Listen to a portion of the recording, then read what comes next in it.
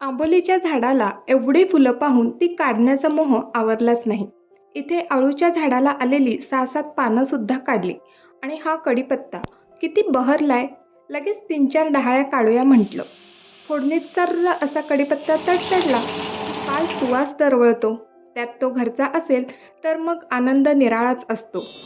तसंच या अळूच्या पानाचं. केवढूशी ती अळूवडी झाली आहे. शहरात घरी उगवलेल्या भाज्या खायला मिळणं दुर्मिळच. एक तीळ 7 जणांनी वाटून खाल्ला तसंच खाऊया की थोडी थोडी अळूची वडी चवीनच. एवढी अबोलीची फुलं काढली आहेत तर बनवूया का गजरा.